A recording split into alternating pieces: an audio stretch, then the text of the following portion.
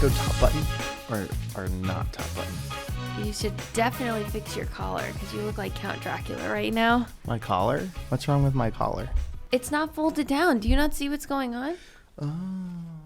What's up, guys, and welcome back to Mission Accomplished. I'm Michelle Khare. My name's Garrett, and today we are going to be talking about how we make videos from beginning to end, from conception to upload. So what we're going to do today is walk you guys through how we would produce an episode of Challenge Accepted from start to finish.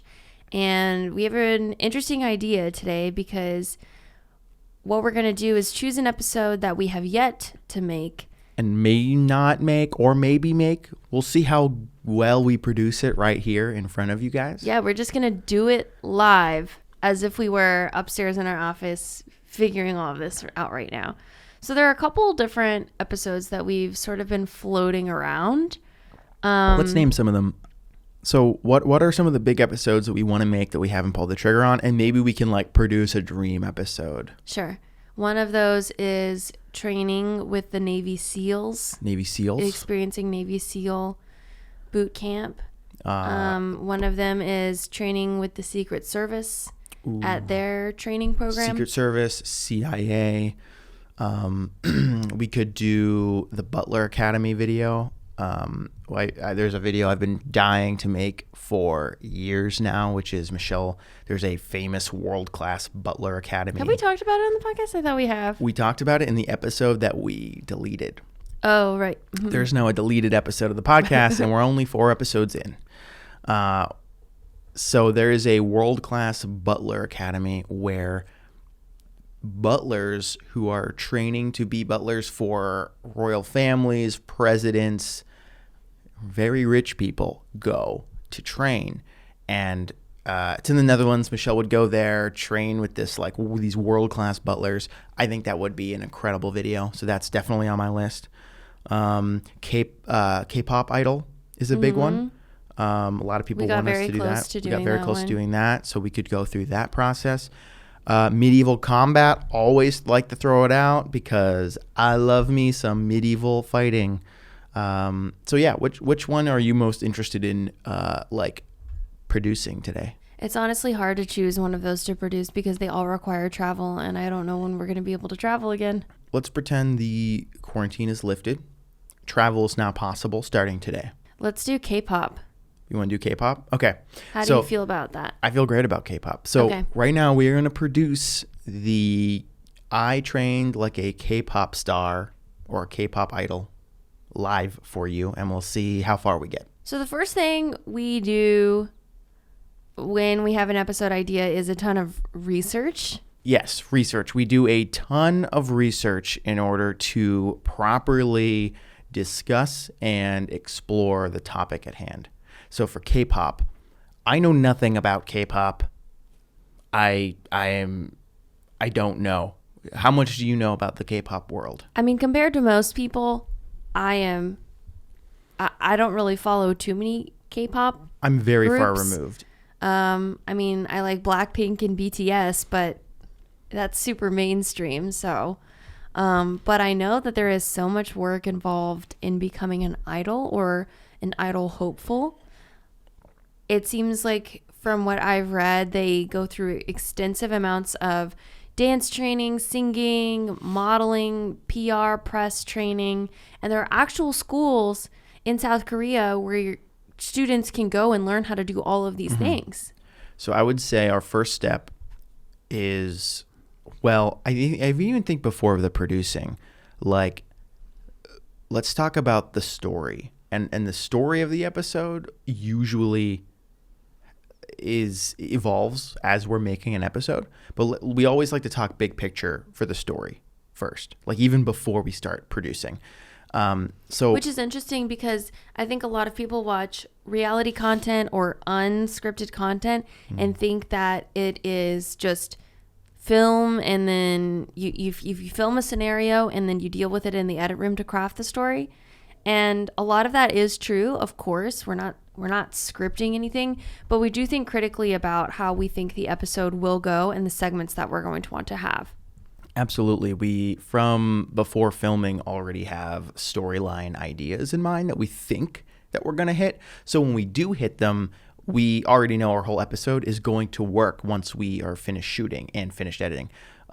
But if we don't cross those storylines, oftentimes we'll find new ones along the way that work better than what we had planned. We're always open for the story to evolve, but we always have like a set number of storylines that we'd like to try to see if we hit, just as like benchmarks. So like worst case scenario, like we have something at the end of shooting that like has some semblance of a story. We also like to sort of draw out the different segments of the video. So for example, in K-pop, as I'm just thinking out loud here, we're definitely going to want some sort of coach figure to be a character in this story to work with me. We're definitely going to want to interview an actual K-pop idol. Absolutely. As big as we can get. Mm-hmm. I don't know. We'll have to work see if we have any connections to K-pop idols. I also think that we will need a producer who speaks Korean, because neither of us do. Yeah, I think we're going to need somebody who can like be someone a translator, who's truly a part of the community. Correct. And can not only translate the language for us, should we need to communicate with anyone in Korea, but also is able to interpret a lot of the cultural things that we might not understand. And we admit that we're not going to understand everything. So in terms of the storyline, let's try to figure out what that's going to be first, just to see what kind of interviews we might need to get, what kind of scenes we might want to shoot. So when we're crafting a story for an episode of Challenge Accepted, a formula that we will often use is, I want to be a blank but can't because I'm too blank. So, for example, I want to become a figure skater, but I can't because I'm too old. I want to be a runway model, but I'm too short. I want to become a firefighter, but I'm not brave enough. I want to be a Victoria's Secret model, but I'm not confident enough. So with that formula, let's take K-pop idols. So I want to be a K-pop idol, but I'm not what enough. There are a lot here. There's a lot. I want to be a K-pop idol, but I don't speak Korean. That's a big one. I certainly cannot dance like many of the K-pop idols I see dance can. Okay. I also think there's something about, I want to be a K-pop idol, but I'm not perfect enough. Ooh, I think you may have found it. I want to be a K-pop idol, but I'm not perfect enough. That is interesting. Because perfection is such a big part of that. Being a perfect dancer, being able to hit every mark perfectly, singing so well, and also the visual perfection of looking a certain way and being beautiful. I think that's great. I think that's the answer. So I think that's our character arc. I want to be a K-pop idol, but I'm not perfect. So when I go into this, I'm going to be thinking a lot about internally, I might not speak so much on camera about this, but in the back of my mind, always I'll keep in my head what perfection is and what perfection means to me, how that has affected me growing up and now. The seek for perfection, the search for perfection, I should say. So, that's wow, excellent. That one really hit me. I always know we found something when it hits me like in the heart, because wow. And again, this is all about telling stories. We are storytellers, and now we have a good story to tell. So now I'm excited to start producing and figuring out I train like a K-pop idol. So with that said, we have our idea of a story. Now that can change over time, but let's look at it like what are first steps? I would say our first step is going to be calling in Iris. We have a producer that we work with all the time named Iris awesome. Sullivan. She's amazing. Shout out to Iris. And Iris, I know, is also a huge K-pop fan. Yeah. She's really into Korean dramas. She's actually been trying to get us to do this episode for a really long time.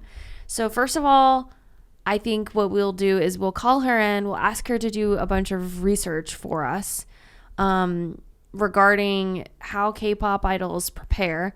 And I think what it would be really cool to do would be to see if we can find some sort of non-cheesy, very legitimate institution or program that people attend, if that exists for K-pop stuff. I believe I saw a video on BuzzFeed News about them going to some place in South Korea that's like a university almost. So what we're looking for here is an academy or a organization that will allow us to come in with cameras, film, who will provide all of the equipment and facilitate an experience that will give us the content that we need. I'm sorry to interrupt, but I just found something. So yes, from what I'm seeing, there are several videos of people going to this K-pop training camp, and the average cost. And this is in South Korea? Yes. Okay. Agencies for hopeful K-pop idols pay up to $27,000 per month. And that's in US dollars? Yeah. Wow. So it's like going to a college. Expensive. Like a very expensive university. Okay, there are a couple. I think this is the one, the Global K Center. That's the one. All right. So let's say the Global K Center is God. the academy that we want to use. So with this information, we'll again work with Iris, but as I'm just here on this site, there's a contact us. Great. It gives us their location. More often than not, we are able to go to their contact page and just call the number that is listed. And it's so it simple. You would think it's more complicated than that. Sometimes it is. But even for the FBI, we literally just called the phone number on the FBI website and they directed us to somebody. Now, granted, that process took forever. In terms of emailing, we did an episode. Our very first episode actually talks about cold emailing. And what we would do now are implement those tips that we talked to you about in this. So the biggest tip I think Michelle dropped was always offer them something in return for whatever it is that you're asking. So in this case, we are going to ask them, hey, could you facilitate an experience for Michelle to learn how to become a K-pop idol? Maybe at a discounted price for what they would normally charge. What we are offering them, obviously, in this case would be promotion. More people would hear about their academy. People could get an inside view of what their academy is like.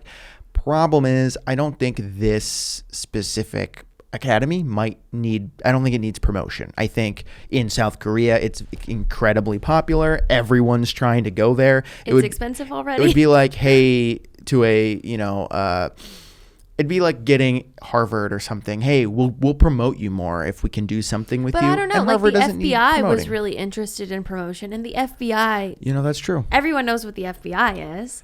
They were really excited to reach a new audience with our channel. That's a great point. Another thing that we offer, so some of you guys who are listening might think, well, you guys have so many followers and that helps you out.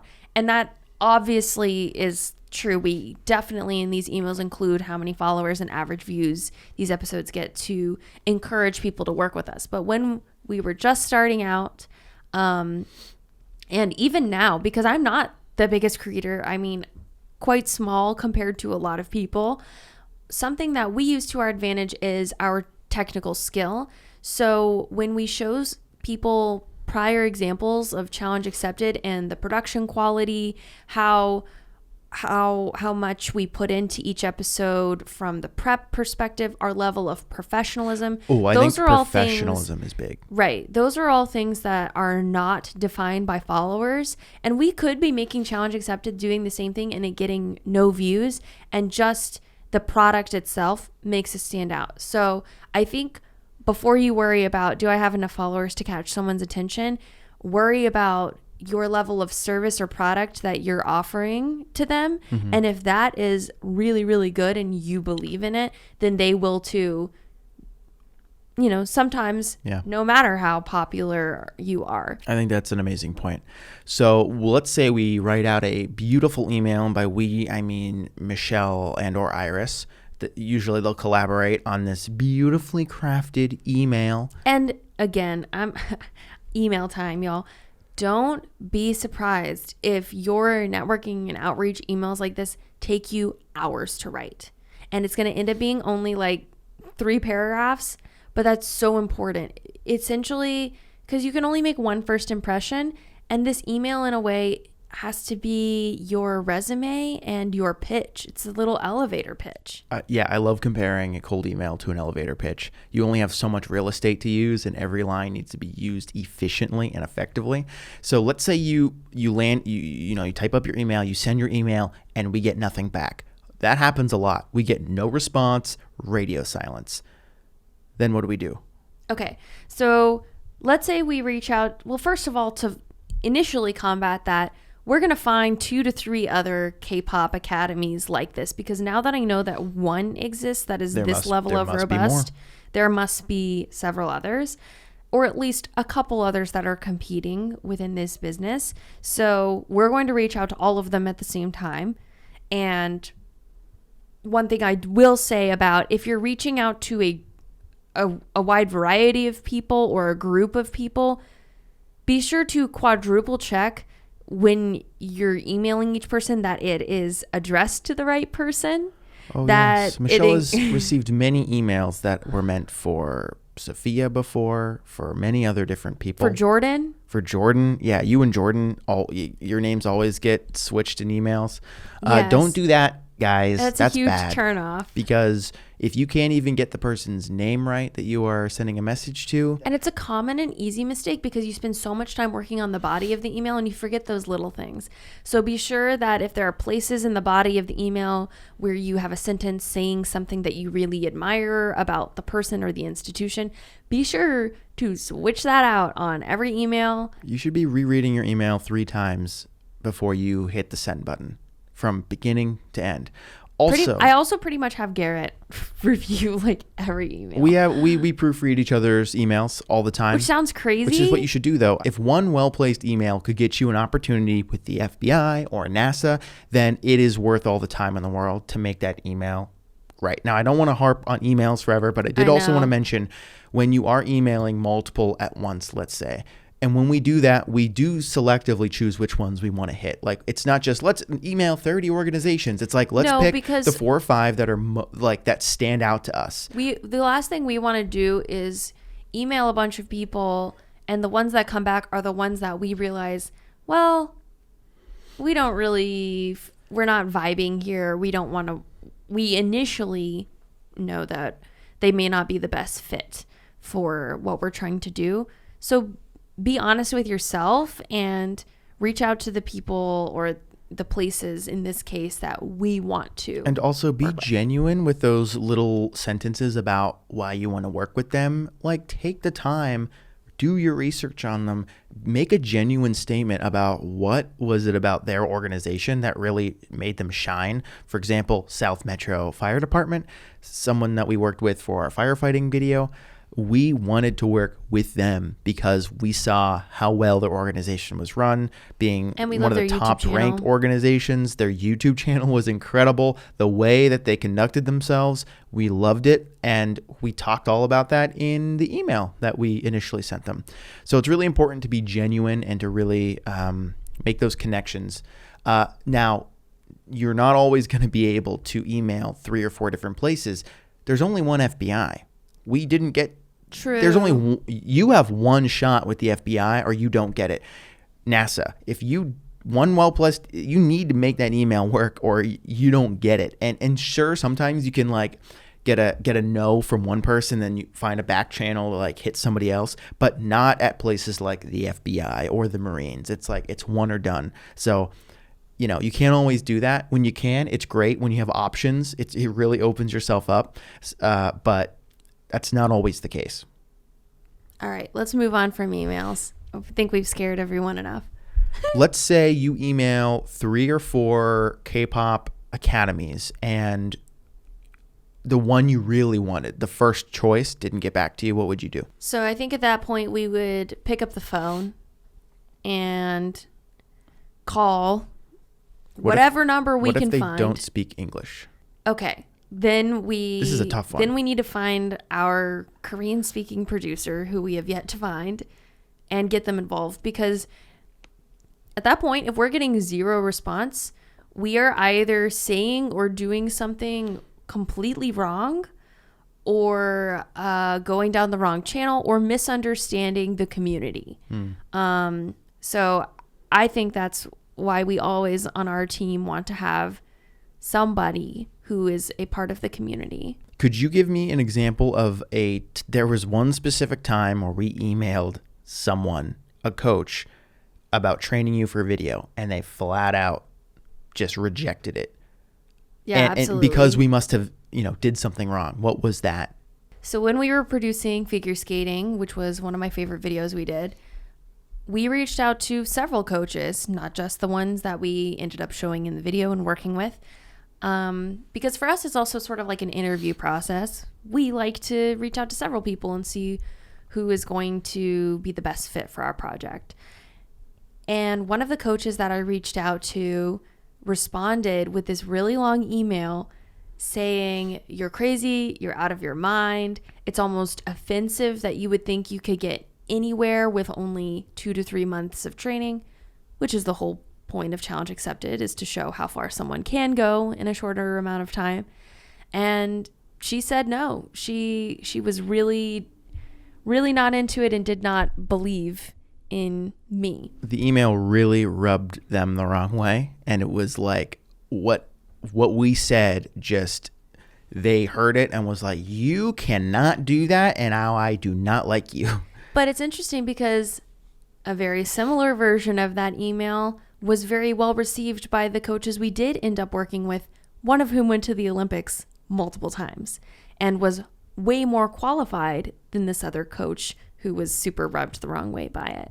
So I guess my piece of advice there is be comfortable with rejection and be comfortable with people misunderstanding you and taking that as a learning experience. So what I learned from that is that there are going to be people who don't understand what we're doing, and we have to maybe tailor our emails a little differently to explain it even further. That we, now in my emails, I always include a sentence saying like something about, I understand the task at hand. I understand that this is a big request. Something like that. And maybe that email, maybe we should have done more research on that coach that rejected us, and maybe we should have guessed that would have rubbed that person the wrong way. Maybe. I don't know. It's possible that maybe in interviews that coach has talked about, who knows? Oh, I but see what you mean. Sure, some people are just going to take things differently, but also do your research to make sure that the way we're talking to somebody is, agreeable to how they would. You want them to receive it well. So maybe that's something we could, work on for future videos. I don't know. All right. So, okay.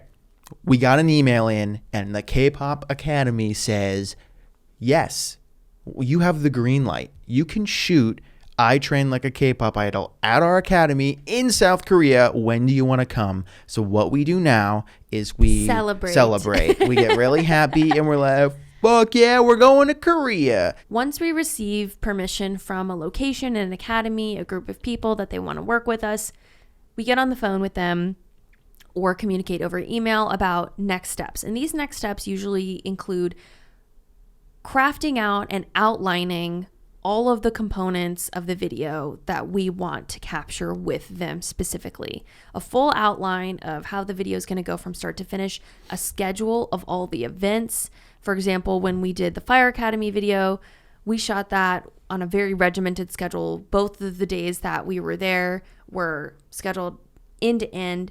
So we spend a ton of time on the phone with them, making sure that they're comfortable with what we're doing, conveying the story we want to tell, allowing them time to schedule and prep and gather people needed. We have our location. Michelle and Iris are making a budget. I'm making an outline.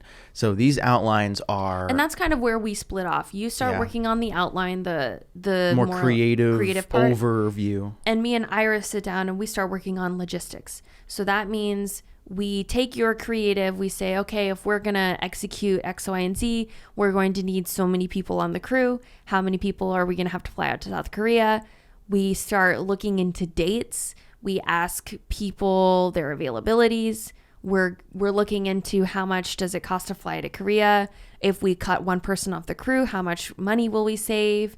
How much money do we anticipate to make off the episode based on how much people love K-pop? I'm guessing people love K-pop a lot, so I would hope that this episode does well. If we project a video to perform better, we are willing to spend a little bit more budget-wise on that episode. So, and with that, when I'm making an outline, I kind of want to talk about that process just a tiny bit because I think it's interesting. For anyone watching on YouTube, I will actually put up a video or a screenshot right now of what an outline looks like for us. I don't know if that's helpful, but I think it's cool because I spend a lot of time on these. But what we do is we take a full episode in like a Google Doc and we break down the entire episode scene by scene by scene by scene. I go through, I write out what I think is going to happen. Not what will, but what I think will happen. Well, so let's say scene number 1 is we fly to Korea and we have a fun flying traveling montage to South Korea. Great, that's going to be scene 1. I know travel montage isn't going to be incredibly additive to the story, so it's going to be a little bit shorter than the other scenes. Let's say we're in Korea and scene number 2 is Michelle is just exploring the academy or the facility for the first time. And let's say someone's giving you a tour. So that is going to be a little bit more additive because you're learning. For example, in our firefighting episode, Michelle gets a tour of the fire academy and we learn a lot of interesting tips and tricks. And that's when Michelle goes down the fireman pole. So, you know, we take each scene, what Michelle will probably learn, maybe what her arc will be in that scene, and important things to highlight in that scene. And then when we go to actually shoot the episode, you know, later, we have that outline in the back of our head. Like, okay, we're gonna try to shoot this scene and maybe these moments will happen. Because if they do, we know the story will work in the end. Doesn't always happen that way, but that's the plan at least. So we take that outline, Michelle makes a budget off of it. After that is done, we have a total cost of what the episode will be. And now we have the entire story written out before we've even shot anything. On the budget end of things, I make a big Excel, and that includes every cost possible. Ubers to the airport, flights, meals for everyone, per diem. Rates for the crew. Hotels, living expenses. If we're usually our production is baggage fees. Like if we have a camera operator, they need a hotel, they need flight, they need per diem to eat 3 meals a day. It starts adding up when we do these travel shoots. I'm thinking about how expensive going to South Korea is going to be. This is going to be an expensive video. Thousands of dollars. I would say this one, let's guess how much this video would cost. $20,000. Unless the Academy gives us a huge discount, let's say they don't give us a discount. This will probably take I can't even know. Like we haven't even talked to them. I need to. So let's say the budget is $20,000 for everything. But what, we're changing it now? No, we got to stick with it. Well, now as I'm sitting here, I'm thinking of more things that are going to be expensive. I think we can do it on 20. If we can do the musical. You think we can do it on 20? If we can do the musical on 30. We weren't in Korea for a musical. No, but the musical had like 15 people that had to be paid out like weekly because of all the training sessions with all the actors. I think we could do it on 20. Okay. Let's say the budget's 20. You're always wrong about budgets. That's why I don't make them. I come up with ideas, man. I want to say 30 to be safe. 30. Okay. 30. The budget is $30,000 now. Let's say it's 30. Let's now move on to production. So in production, the organization we're working with, in this case, Global K. Hopefully. Global K, who loved our email and are dying for us to come work with them. They love us. They love that email. So we're in Korea and we start shooting. They give us a schedule. They say Monday, Tuesday, Wednesday, here's your schedule. This is what you're going to be shooting. Great. Dance classes in the morning, singing classes in the evening. I don't know. Let's just pretend that's what it is. So what we would do is say, okay, in the outline, we know we need a big scene of you learning singing for the first time in Korean, and we need a big scene of you dancing for the first time in a group, because that's going to be more intimidating. So what we do is we usually on Challenge Accepted, we have 2 camera operators. So I am one of them, and then our friend Kevin is the other camera operator. I like to operate myself just because it's cheaper. not to hire another person, but 2, I am very hands-on and like I know the shot that I want to get. At some point, I want to have like camera operators and I'm just overseeing them all on a monitor, directing more, because that's what I enjoy the most. But for now, I really like being in the action. It was really fun at Marines, like being in the action with you. It's also very there's some sort of like connection that we have when we get to shoot that together, where like you're getting, it sounds crazy, but like you're getting pepper sprayed and his heart, like, so people ask me this all the time, how do you stand there and just watch Michelle go through all these things? The way that I see it is, if you're getting pepper sprayed and you are miserable, even though you are absolutely miserable, in the back of your mind, I know the one thing that you want to happen that will make you feel amazing is getting the shot. Because if I get the shot for you, well, because I don't want to get pepper sprayed and then we don't have the footage. Right. How so miserable is that? Of course it is really difficult for me to watch Michelle go through all this pain and misery, but at the end of the day, I'm recording the moment that I know is going to make us fulfilled at the end of the day, to build our story, to build our video.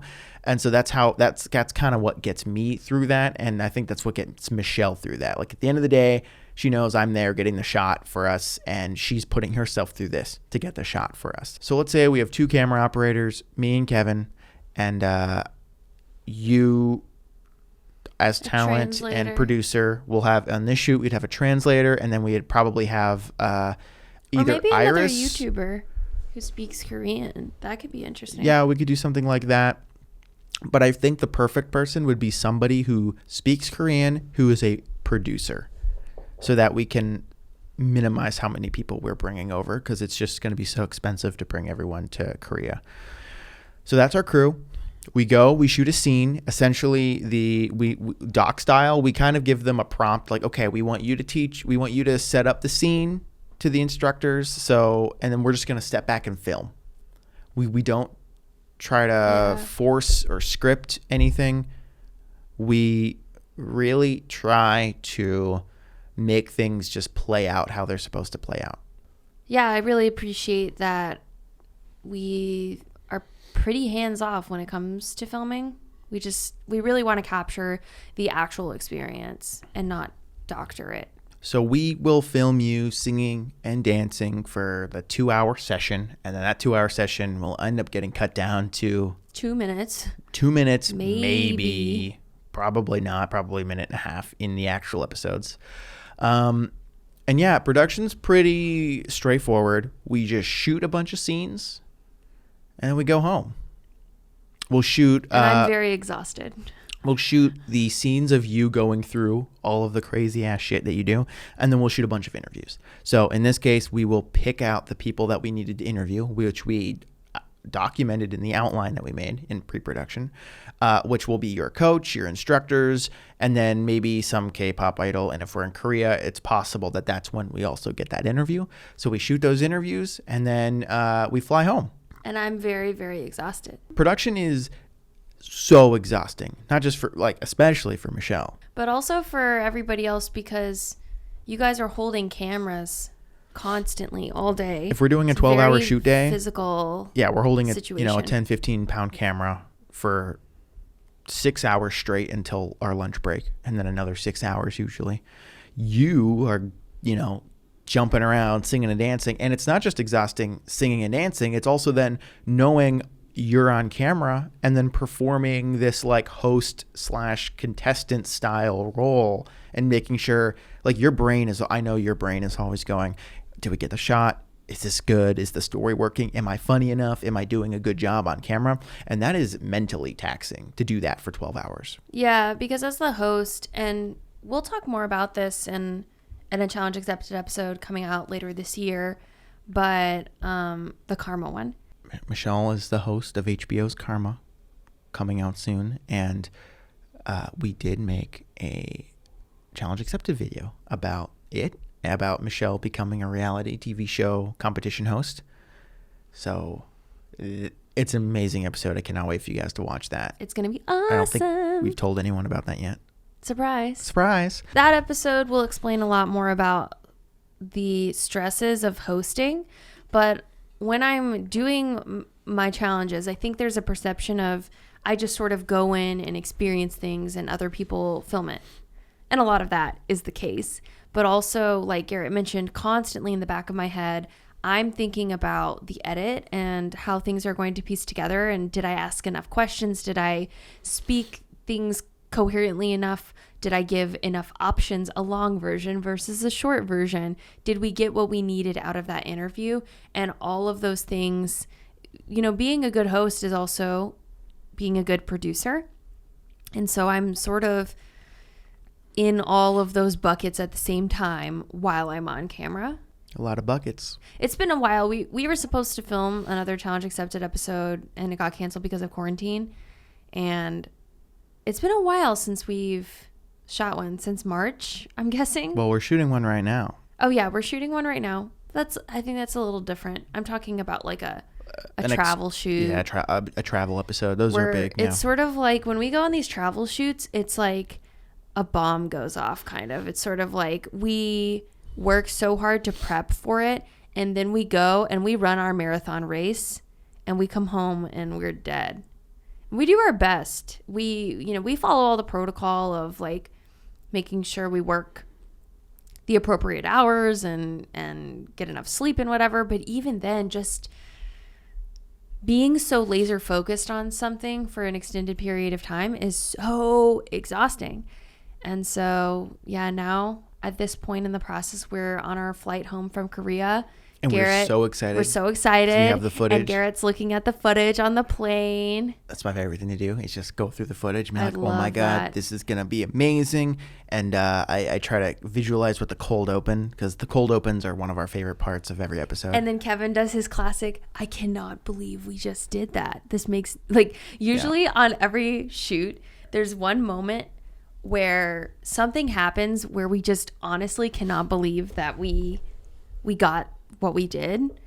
I'm trying to think of what that may be, but for the K-pop episode, it's probably the final challenge, which will be you singing, dancing, and performing in a group in front of an audience or judges. Something. And we shot all, it's very cinematic looking. We're probably looking at the footage like, holy shit, I cannot believe you pulled that off and that we have this incredible footage.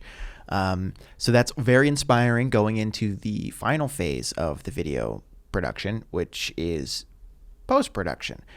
That's our editors, and let's talk about that. We come home, we give them the footage. It's a lot of fucking footage that they have to sort through. We have two main people in our post-production team. We have Madeline, who takes all of the footage. She's our assistant editor. Go Madeline. She's amazing. She takes all of her footage and all those hours and cuts it up to the best of. What are the best moments? Called selects. She makes selects. She makes a string out of what the best moments were from all of the scenes that she saw. Then she takes that and organizes the project. And she also works off your outline. We should make that clear, that the outline is used by the editors. The outline is their roadmap to success, creating the episode. So Madeline will make selects and then hand those off to Silas, our incredibly talented editor, who then takes all of that and then mashes everything up, mixes everything up, casts some magic spells, some wizardry happens. Literally, he does wizardry. And then an episode is born. Now, that whole process takes 5 to 6 weeks. What we just described. Yeah, post-production alone takes 5 to 6 weeks. It's a lot of us working alongside them. We sit in the room when it's not quarantine. We all sit in a room together. We watch cuts together. Garrett gives in-person notes. I think the best episodes are the ones where we have a very distinct vision going in and we execute that, and Silas executes our vision. But also, in addition to that, Silas has a very specific vision about one or two specific sections and then does something amazing with it that we didn't even think of. And so it's this perfect blend of it's a creative collaboration where our editors are also creatively involved in telling the story. And we've said this a million times, Silas is just as much, our editor Silas is just as much a part of Challenge Accepted, than we are. I mean, the whole team is. Everyone involved, Iris, Madeline, Challenge Accepted is what it is because of all of their minds and creative input in this process. It's not just us. And that's really what makes the episodes special, is you can really see a little bit of everyone shine in these episodes. So yeah, Silas will do some wizardry on the timeline in Premiere. He will cook up this amazing episode. We watch it, we give notes, and when we have no notes left, it means the episode is complete. And then we take a deep breath, and finally... And we say a prayer. For the first time, we exhale. We exhale. No, we still haven't exhaled. No, we don't exhale. We don't breathe. We don't sleep, at that point, we don't breathe. Well, at that point, we kind of have some social assets. So all of our episodes begin with a really cool cold open teaser. So Silas alone will spend...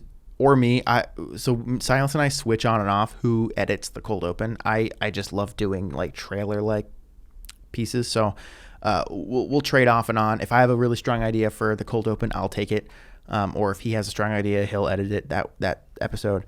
That cold open alone takes between 1 and 2 weeks. For that 60 seconds, because the first we go 60 nuts seconds, over it. The first 60 seconds could take up to 2 weeks to edit just that. Like I said, you only make a first impression once, and that's how we treat the teaser trailer things. Because when I post on Instagram, this next video is coming out on Sunday, you can kind of gauge based on the performance of the trailer how we feel about the full episode overall. We have our cold open, and we are... I always get stuck doing the thumbnail. Stuck? Yeah, I hate making thumbnails, and if I don't have a good idea for it, I mean I think that's a big problem we struggle with is, when you come up with the idea initially. Okay, let's brainstorm for this. This is a great exercise. So let's say we're making I Train Like a K-pop Idol. Now we need to make a title and thumbnail. The title is perfect. That's clickable. People are gonna watch that. What is the thumbnail that goes with I Train Like a K-pop Idol? What's usually we know we have a banging video when we know the title and thumbnail going into it. I don't know what the thumbnail for this one is. One option for the thumbnail could be taking a moment from the unscripted portion where there's a strong emotion. So for example, maybe dancing in the dance room and super exhausted. And then perhaps we could take a cutout of me fully done up in hair and makeup as the K-pop idol. Uploading the video takes a lot longer than you think it would. It probably takes me 3 hours to upload one of our videos because of the upload time, processing time, the YouTube description, all of that. It takes a while. There's a lot of weird stuff on the back end. I wish it was simpler, but it's not. Deciding where the ad breaks go is a whole discussion.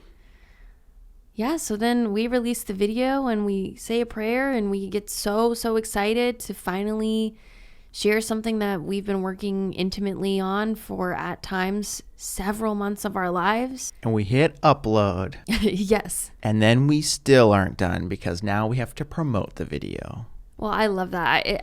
I just love reading the comments, interacting with you guys, seeing what you think. That's all a really big part of it all. We're reading through the comments, and now all the comments say, do swimming. And then Michelle wants to die because she doesn't want to do swimming challenge accepted. I just don't know of the point, but okay. Every comment is, do swimming. And hey, that's great. I would love to know in the comments of this podcast episode. Why everyone wants to see me do swimming. You really want to see Michelle swim, and that's really cool. We thought we would... You know what I need to do? I need to understand more about the swimming community because that's the part I don't understand. I don't understand why people want to see me swim. All I know is when I was a kid at the YMCA, I got to swimming level porpoise, which is one swimming level under junior lifeguard. And as a porpoise, a proud porpoise, mind you, I really enjoyed knowing my strokes, and... You are a little porpoise. I'm a little porpoise. So that is how we make an episode of Challenge Accepted. Takes a long time. It's very tedious. And now you know. And that will bring us to the end of this week's episode of Mission Accomplished. Thank you guys so much for watching. As always, shout out to my boy, Kevin Svenson. Yep. And if you guys made it to the end of this episode, congratulations. Mission accomplished. Follow us on Instagram at Michelle Khare, at Garrett Kennell. hang out, subscribe, leave us a review, whatever you want to do. See you next week. Bye. See ya.